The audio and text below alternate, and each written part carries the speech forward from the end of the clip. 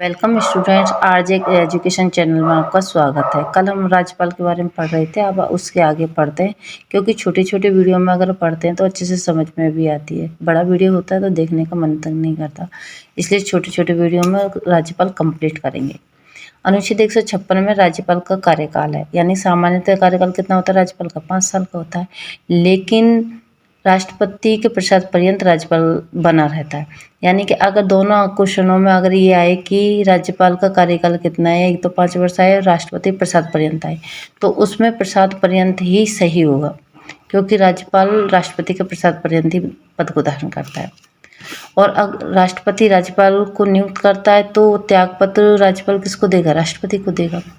Note डाल के, राज्यपाल को पद से हटाने का आधार संविधान में कोई उल्लेख नहीं है, यानी कि राज्यपाल को हटाने का कोई उल्लेख नहीं है कि राज्यपाल को महाभियोग से हटाया जाएगा, किसी और से हटाया जाएगा, इस बात का कोई उल्लेख संविधान में नहीं है।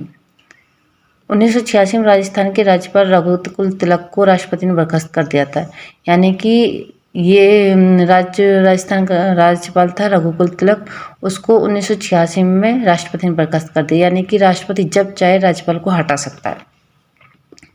अनुच्छेद 157, राज्यपाल की योग्यता, वह भारत का नागरिक हो, यानी कि जो भारत का नागरिक है वो ही राज्यपाल बन पाएगा।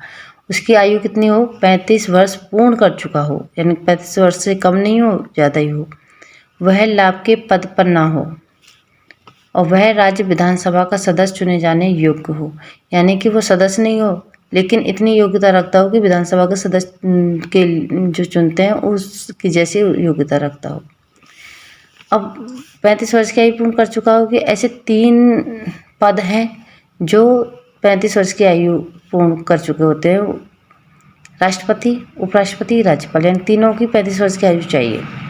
अनुच्छेद 158, पद के लिए शर्त, 158(1), राज्यपाल को संसद व राज्य विधानमंडल का सदस्य नहीं होना चाहिए, यानी कि अगर राज्यपाल के पद पर नियुक्त किया जा रहा है तो वो संसद का या फिर राज्य विधानमंडल का सदस्य नहीं होना चाहिए, क्योंकि अगर राज्यपाल पद पर वो नियुक्त हो गया तो इनमें से इनको त्यागपत्र देना पड़ेगा। अगर हो तो शपथ ग्रहण करने से पूर्व उस पद को त्यागना पड़ेगा। अनुच्छेद 158(2), किसी लाभ के पद पर ना हो। 158(3), बिना किराया आवास, यानी कि जो इनको राज्यपाल बनने के बाद जो राजभवन मिलता है उसमें कोई किराया नहीं लिया जाता।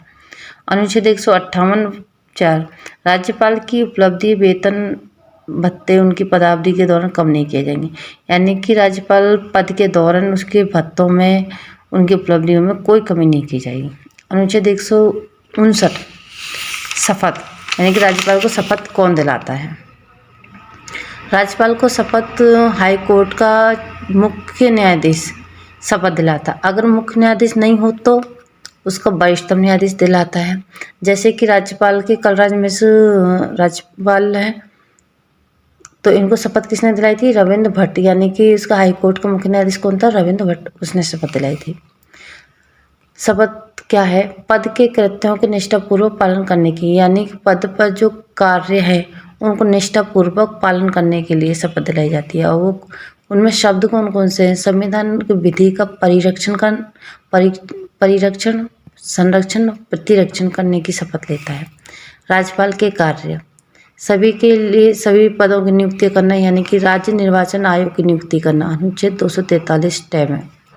राज्यपाल राज्य वित्त आयोग की नियुक्ति करता, अनुच्छेद 243(झ) में। महाधिवक्ता या एडवोकेट जनरल की नियुक्ति करता है, जो अनुच्छेद 165 में है। आरपीएससी के अध्यक्ष और सदस्य, अनुच्छेद 316 में, जो कि राज्यपाल नियुक्ति करता है। राज्यपाल मुख्यमंत्री की नियुक्ति करता है और मुख्यमंत्री की सलाह से मंत्रिपरिषद की नियुक्ति करता है। विश्वविद्यालय के कुलपतियों की नियुक्ति करता है कि कुलाधिपति राज्यपाल खुद होता है। अनुच्छेद 161, क्षमादान शक्ति है। राज्यपाल किसी भी न्यायालय द्वारा दिए गए दंडादेश को कम या स्थगित कर सकता है, लेकिन अधीन न्यायालय द्वारा दिए गए आदेश को ही वो दंडादेश में कम या स्थगित कर सकता है। क्षमादान की शक्ति 3 प्रकार की होती है। एक तो है लघुकरण, दंड को कम करना, या जैसे 5 साल की सजा दी गई उसे 2 साल की करना। निलंबन, दंड को समाप्त करना, यानी कि जैसे 2 साल की या 1 साल की सजा दी गई है उसे बिल्कुल ही समाप्त करना। परिहार, पुनः जांच के लिए भेजना, यानी कि उसे लगे कि हाँ कहीं कोई न्याय करने में गलती तो नहीं होगी तो उसे दोबारा से जांच के लिए भेजना। नोट डाल के उच्च न्यायालय या अन्य न्यायालयों द्वारा दिए गए मृत्युदंड व आर्मी कोर्ट द्वारा दिए गए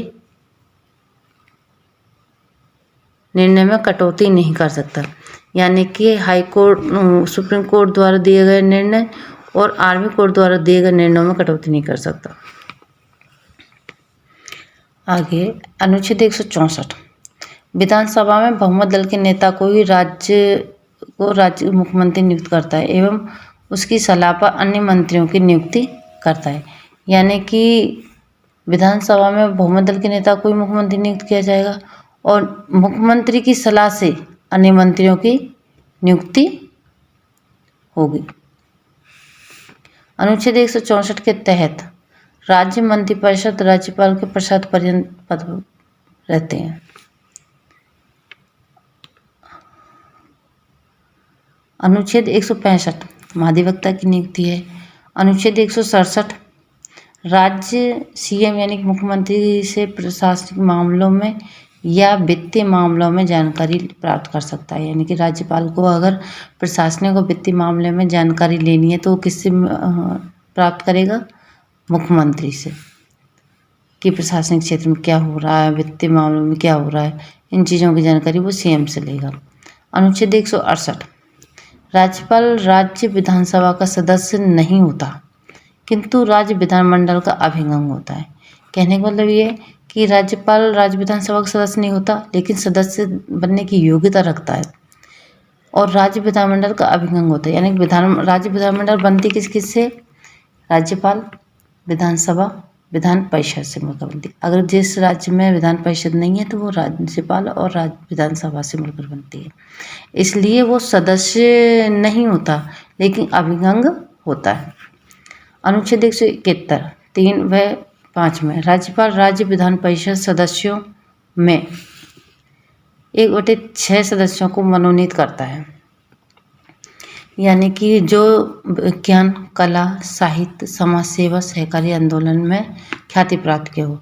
लेकिन ये पहले था, लेकिन 104वें संविधान संशोधन के तहत ये चीज़ खत्म हो चुकी है। क्योंकि पहले ये था कि आंग्ल भारतीयों का जहाँ प्रतिनिधित्व नहीं है तो उन्हें एक व्यक्ति को मनोनीत किया जाता था राज्य में राज्यपाल के द्वारा, जो चाहे विज्ञान के क्षेत्र में हो या कला के क्षेत्र में, साहित्य के क्षेत्र में, समाज सेवा के क्षेत्र में, सहकारी आंदोलन क्षेत्र में ख्याति प्राप्त करके उस व्यक्ति को मनोनीत किया जाता था। लेकिन अब 104वें संविधान संशोधन के तहत ये हटा दिया गया है। अनुच्छेद 174 राज्यपाल विधानमंडलों के सत्र आहूत करना, उनका सत्रावसान करना। कहने का मतलब है कि राज्यपाल विधानमंडल का सत्र यानी कि बैठक बुलाता है और उसका सत्रावसान करता है। वो कौन करता है? राज्यपाल। बहुत बार क्वेश्चन आता है कि विधानमंडलों का सत्रावसान कौन करता है? कौन करता है? राज्यपाल करता है। राज्य विधानमंडलों का सत्र आहूत कौन करता है? राज्यपाल। 174 है विधानसभा को भंग करना। राज्यपाल सीएम की सिफारिश पर समय से पहले विधानसभा को भंग कर सकता है। यानी कि उसे लगे कि विधानसभा सही तरीके से कार्य नहीं कर रही है तो सीएम से सिफारिश करके उसको भंग करवा सकता है। इसलिए विधानसभा स्थायी नहीं होती, अस्थायी होती है। 5 साल का कार्यकाल होता है। अनुच्छेद 175 राज्यपाल राज्य विधानमंडल की संयुक्त बैठकों को संबोधित करता है।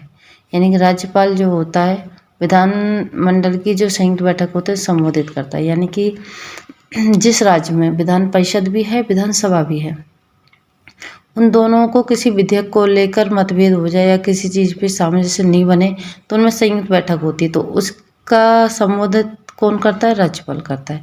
और जिस राज्य में विधान परिषद नहीं है वहाँ विधानसभा होती है। विधानसभा में अस्थायी अध्यक्ष और प्रोटेम स्पीकर की नियुक्ति राज्यपाल करता है। तो राज्यपाल यहाँ तक हो चुका है। इससे आगे का कल के वीडियो में कंप्लीट हो जाएगा। कुछ क्वेश्चंस भी लेके आऊँगी जिससे ये अच्छे से समझ आ जाएगी और इससे राज्यपाल का कैसा भी क्वेश्चन आए इससे बाहर नहीं जाएगा। अच्छी लगे वीडियो तो लाइक करना, सब्सक्राइब करना, कमेंट करना। Thank you watching me.